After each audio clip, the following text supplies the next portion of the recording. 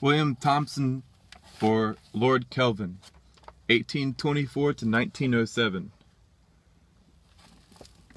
There that mamma jamma is, big old beard. A prodigious scientific genius, William Thompson was made Lord Kelvin in 1892 in recognition of his many contributions to science and engineering. Best known of these is his invention of a new temperature scale based on the concept of an absolute zero of temperature at negative 273 Celsius, or negative 460 Fahrenheit. Kelvin's scale enabled scientists to make major advances in the study of heat and furthered the understanding of the physical behavior of matter at very low temperatures. Basically, to sum up his early life, he was born in Belfast, Northern Ireland, and his early life was influenced by his domineering father, and who was the author of many successful textbooks. And he showed genius for mathematics. So great were his abilities that when his family moved to Scotland, William entered the University of Glasgow at the age of 10. So here we have a very bright young individual.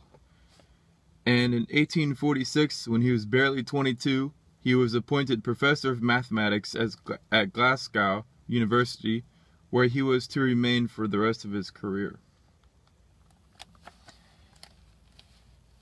He received a knighthood for his work on submarine cables, but that really wasn't the biggest of his, inventions, of his discoveries, so to speak. Thompson was among the first scientists to recognize the importance of James Joule's work in calculating a mechanical equivalent of heat. In fact, it was Thompson's influence which even eventually won Joule the deserved recognition of the scientific establishment. In the years that followed, Thompson's interest in the nature of heat was stimulated by working with Joule and discovering how gases could be cooled by expanding them into a vacuum. This phenomenon, now called the Joule-Thomson effect, led directly to the first successful liquefaction of gases such as hydrogen and helium. They have to get really, really cold, just so you know. And the temperature in later years of the modern science of low-temperature physics known as cryogenics. Alright, it goes into how he made the discovery that 273 of its volume measured at zero. Basically, they discovered that when gas was contracting, it cooled. Yeah, when a gas was cooled, it contracted by 1/273 of its volume, as measured at 0 degrees Celsius. So they were puzzled, but they were like, does the gas lose volume completely when it goes to zero? Or what happens to it? And they eventually figured out that just the molecular motion stops at that range, at 0 Kelvin. But yeah, something really interesting. This by far, is the basic career of a scientist, working on stuff, working with others. But the thing about Kelvin that really strikes me is a bit off, but then when you look at it, you're like, wow, it makes sense that people would be like this. But I'm going to go ahead and read this out to you, then give my little 2 cents. Thompson's achievements won him international acclaim, but despite the brilliance of his life work, his later years were spent resisting change and progress. In the 1880s, he was the leader of the school of thought in Victorian science, which believed that all the basic work in physics had already been completed, and little new remained to be discovered. In the 1880s. The pioneering research on radioactivity in the early 1900s and the promise of a new era in science did nothing to shake his reactionary beliefs. To the end of his life, Thompson maintained fierce opposition to the idea that energy emitted by radioactivity came from within the atom.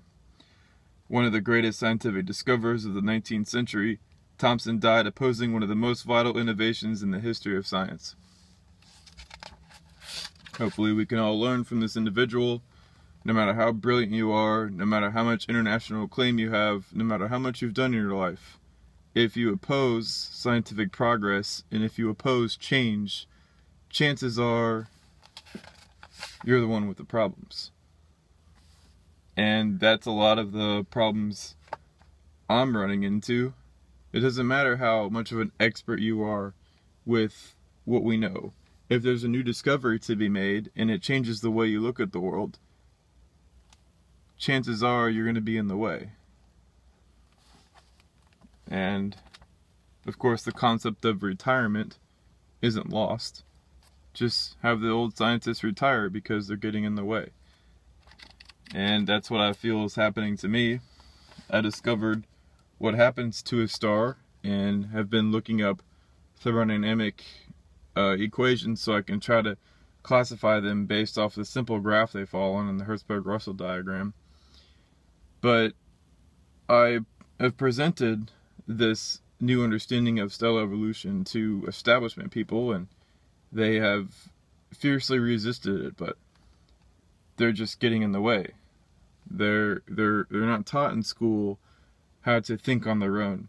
They're taught to accept doctrine and to repeat like parrots what it is everybody else came before them believed. Sure, it works for normal science when, there haven't been any great leaps made, but if a great leap has been made, it would behoove them to study what's going on and to learn the new idea. But, since they don't want to do that, they want to follow in the path of Lord Kelvin, thinking that everything's already discovered and there's nothing new, no new insights to be made. Then chances are they're just going to be left in the dust. Today is June 23rd, 2015. Hopefully people can learn a lot from these scientists that have been long dead for over 100 years. All right.